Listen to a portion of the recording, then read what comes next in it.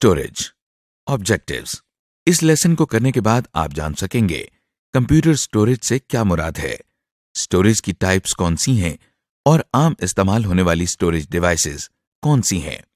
जैसा कि आप जान चुके हैं कि कंप्यूटर को कुछ इंफॉर्मेशन इनपुट की जाती है, फिर उस पर कुछ काम या प्रोसेस किया जाता है और फिर आउटपुट ली जाती है। इन कामों के अलावा कंप्यूटर हमें इनपुट की गई या प्रोसेस की गई इंफॉर्मेशन को महफूज करने की सहूलत भी मुहैया करता है। कंप्यूटर के अंदर इंफॉर्मेशन को महफूज करने के अमल को स्टोरेज कहते हैं। लेकिन सोचने की बात यह है कि कंप्यूटर के अंदर स्टोरेज की ज़रूरत क्यों पड़ती है। इसका सबसे बड़ा फ़ायदा यह है कि मुख्तलिफ जगहों पर पड़ी हुई मालूमात आप अपने कंप्यूटर में महफूज कर सकते हैं और ज़रूरत पड़ने पर इसे इस्तेमाल कर सकते हैं। जैसा कि हमने आपको पहले कंप्यूटर बेसिक्स के सेक्शन में बताया था कि दुनिया की मुख्तलिफ लाइब्रेरीज में पड़ी हुई इंफॉर्मेशन हम एक कंप्यूटर में मुंतकिल कर सकते हैं और बवक्त ज़रूरत उसको अपने कंप्यूटर ही से दोबारा हासिल कर सकते हैं। इसके अलावा हम कंप्यूटर की मदद से बहुत से दूसरे काम आसानी से कर सकते हैं, मसलन लेटर लिखना, कैलकुलेशंस करना, मुख्तलिफ किस्म के ग्राफ्स वगैरह बनाना। कंप्यूटर में हम ये काम स्टोरेज डिवाइसेस की मदद से न सिर्फ महफूज कर सकते हैं बल्कि इसको दोबारा इस्तेमाल भी कर सकते हैं और इसमें रद्दोबदल भी कर सकते हैं। जिस तरह हम कंप्यूटर में इंफॉर्मेशन को इनपुट करने के लिए इनपुट डिवाइसेस इस्तेमाल करते हैं, इसी तरह हमें इंफॉर्मेशन को स्टोर करने के लिए स्टोरेज डिवाइसेस की जरूरत होती है। स्टोरेज डिवाइसेस से मुराद वो डिवाइसेस हैं जिनकी मदद से हम कंप्यूटर में इंफॉर्मेशन स्टोर करते हैं। स्टोरेज डिवाइसेस की दो बुनियादी अक़साम हैं, प्राइमरी स्टोरेज डिवाइसेस और secondary storage devices. Primary storage devices. Primary storage devices ऐसी डिवाइसेस को कहते हैं जो कंप्यूटर के अंदर एक मखसूस हिस्से पर लगी होती हैं, जिसे मदरबोर्ड कहते हैं। इन डिवाइसेस को कंप्यूटर की मेमोरी भी कहा जाता है। ये इसी तरह है जैसे इंसान के जहन में महफूज होने वाले रोजमर्रा हालात व वाक़यात को इंसान की याददाश्त या मेमोरी कहा जाता है। रोम से मुराद है रीड ओनली मेमोरी, यानी ऐसी मेमोरी जिसमें से हम स्टोर की हुई इंफॉर्मेशन सिर्फ पढ़ सकते हैं। रोम में पहले से मौजूद इंफॉर्मेशन को न ही तब्दील किया जा सकता है और न ही उसकी जगह हम कोई नई इंफॉर्मेशन स्टोर कर सकते हैं। ये बिल्कुल उसी तरह है जिस तरह अगर किसी पत्थर पर कुछ लिखा जाए तो उसे मिटाया नहीं जा सकता। रोम में स्टोर की जाने वाली इंफॉर्मेशन हमेशा इसमें स्टोर्ड रहती है और कंप्यूटर को बंद करने से भी खत्म नहीं होती है। इस वजह से इसको परमानेंट मेमोरी का नाम भी दिया जाता है। इस मेमोरी में कंप्यूटर के स्टार्ट होने के मुतालिक जरूरी इंफॉर्मेशन पड़ी होती है जो मैन्युफैक्चरिंग के वक्त इसमें डाली जाती है। अगर रोम ना हो तो कंप्यूटर स्टार्ट नहीं हो सकता। रैम। प्राइमरी स्टोरेज डिवाइसेस की दूसरी किस्म रैम है, यानी रैंडम एक्सेस मेमोरी। आइए आपको समंदर की सैर करवाएं। ये देखें, हम समंदर के किनारे रेत पर लफ्ज रेनबो लिख रहे हैं। अरे ये क्या हुआ? पानी की एक लहर ने हमारा लिखा हुआ लफ्ज मिटा दिया। इस तरह हमने देखा कि रेत पर लिखा हुआ हर लफ्ज टेम्परेरी होता है और उसे मिटाया जा सकता है और उसकी जगह कोई दूसरा लफ्ज भी लिखा जा सकता है। इसी तरह कंप्यूटर में भी टेम्परेरी स्टोरेज या मेमोरी होती है जिसे रैम यानी रैंडम एक्सेस मेमोरी कहते हैं। यहाँ वो इंफॉर्मेशन स्टोर की जाती है जो कंप्यूटर करंटली प्रोसेस कर रहा होता है, यानी जिस इंफॉर्मेशन पर उस वक्त काम हो रहा हो। अगर आपका कंप्यूटर किसी वजह से बंद हो जाए तो रैम में पड़ी हुई इंफॉर्मेशन बिल्कुल उसी तरह गायब हो जाती है जिस तरह रेत पर लिखा हुआ लफ्ज लहरों के आने से मिट जाता है। इसीलिए रैम को वॉलेटाइल मेमोरी भी कहा जाता है। जब भी आप कंप्यूटर में कोई काम करते हैं, चाहे वो इनपुट, आउटपुट या प्रोसेसिंग हो, तो वो सबसे पहले इसी मेमोरी में स्टोर होती है। रैम में आप न सिर्फ स्टोर की हुई इंफॉर्मेशन पढ़ सकते हैं बल्कि इसमें नई इंफॉर्मेशन को स्टोर भी कर सकते हैं और पहले से मौजूद इंफॉर्मेशन को मॉडिफाई या डिलीट भी कर सकते हैं। आगे चलने से पहले थोड़ी सी बात करते हैं मेमोरी के साइज पे, यानी मेमोरी या स्टोरेज को किस तरह मापते हैं। जिस तरह हर चीज़ को मापने के लिए एक यूनिट होता है, मसलन आप दूध लेते हैं तो लीटर में मापते हैं, फल खरीदते हैं तो किलो के हिसाब से, और पेंसिल खरीदते हैं तो दर्जन के हिसाब से वगैरह। इसी तरह कंप्यूटर में कोई टेक्स्ट को स्टोर करने के लिए हम जो यूनिट इस्तेमाल करते हैं वो बाइट है। आइए देखते हैं कि एक बाइट क्या है।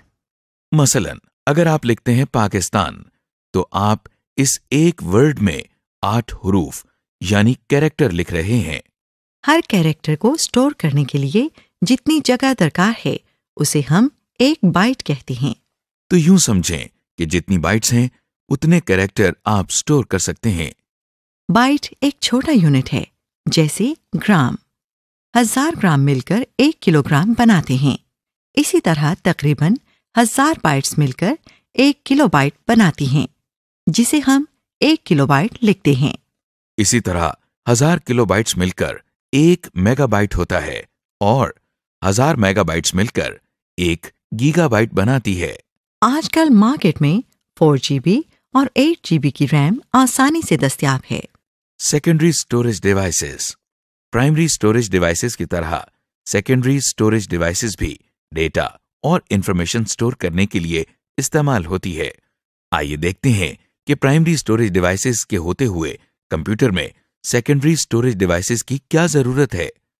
आप जानते हैं कि प्राइमरी स्टोरेज डिवाइसेस में रैम के अंदर इंफॉर्मेशन सिर्फ आर्जी तौर पर महफूज होती है और कंप्यूटर की पावर ऑफ होने पर इसमें स्टोर की हुई इंफॉर्मेशन ज़ाय हो जाती है। इसी तरह रोम के अंदर अगर हम चाहें भी तो इंफॉर्मेशन स्टोर कर ही नहीं सकते।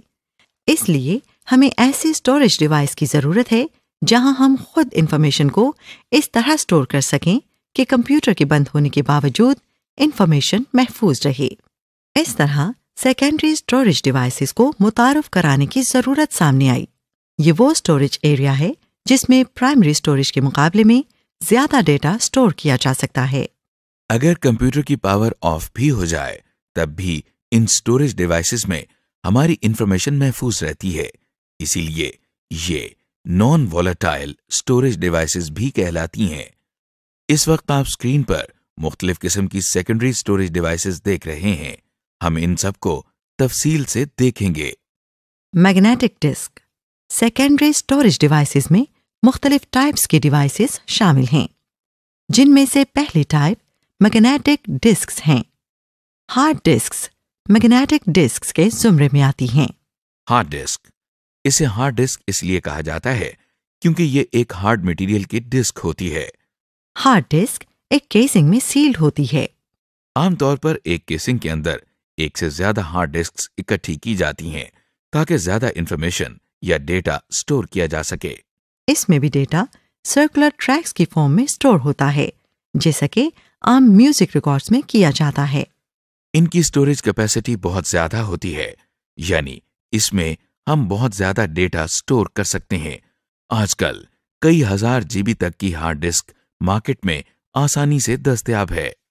यानी हम हार्ड डिस्क के जरिए कंप्यूटर में बहुत सा डेटा, जिसमें टेक्स्ट, इमेजेस, ऑडियो और वीडियो वगैरह शामिल हैं, आसानी से स्टोर कर सकते हैं।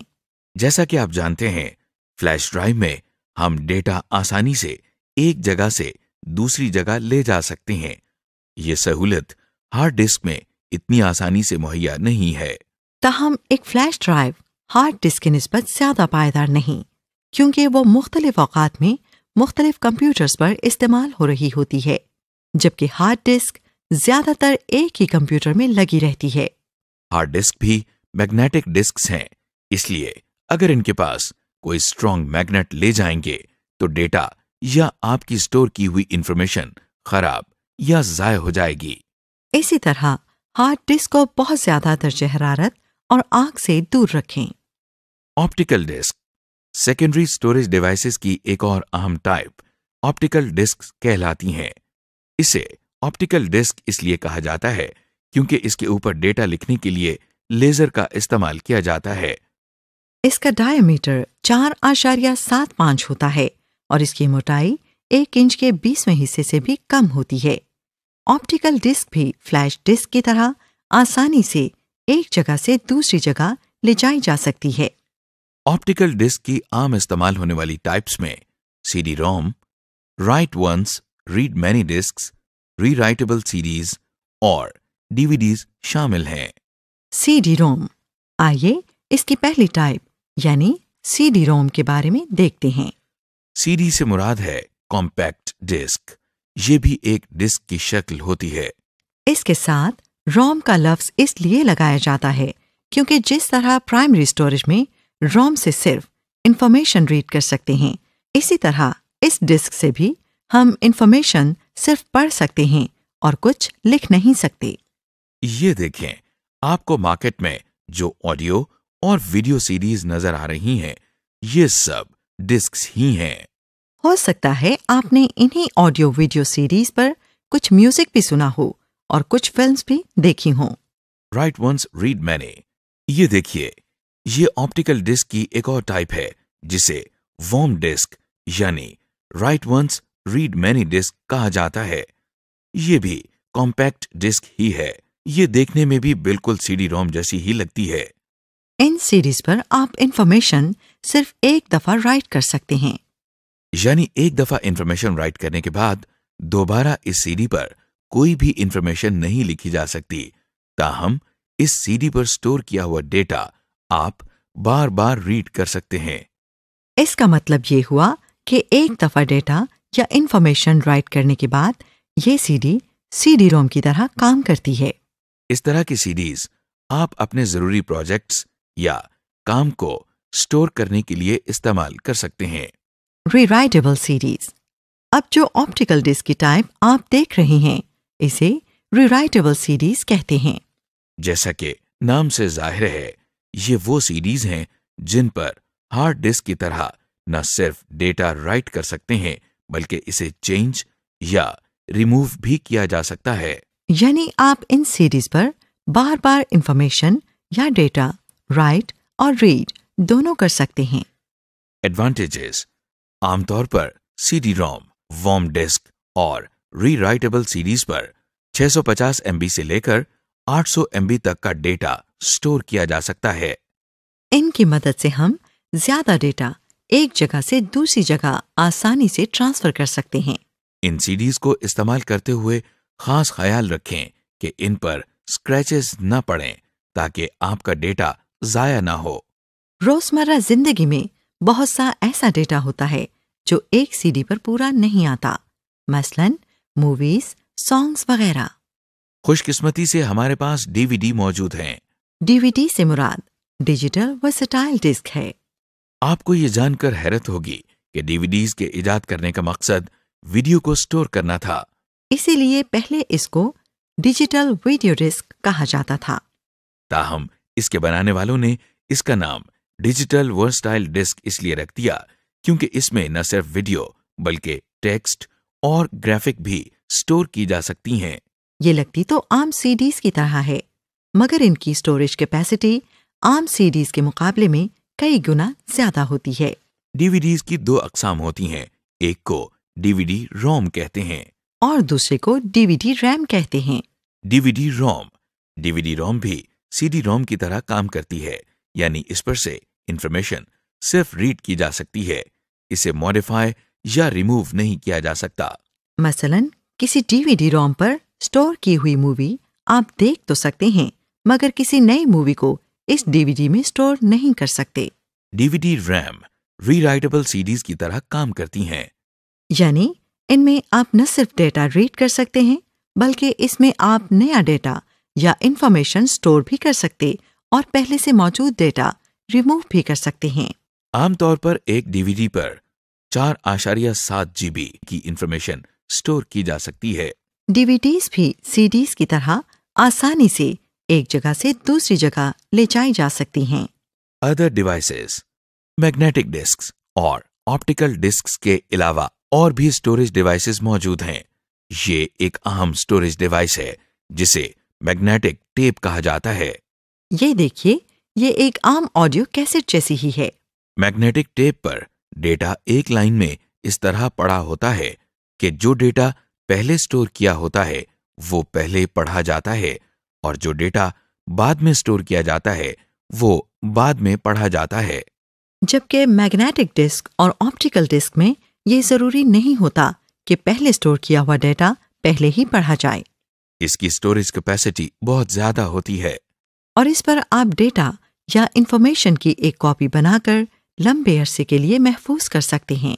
इस बात का ख्याल रखें कि ये टेप्स किसी स्ट्रॉन्ग मैग्नेट से दूर रहें ताकि आपकी स्टोर्ड इंफॉर्मेशन जाया ना हो। समरी, इस लेसन में हमने मुख्तलिफ स्टोरेज डिवाइसेस के बारे में मालूमात हासिल की। मसलन रैम, रोम, मैग्नेटिक डिस्क यानी hard disk, flash disk, optical disc यानी सीडीज, डीवीडीज, कुछ और स्टोरेज डिवाइसेस वगैरह।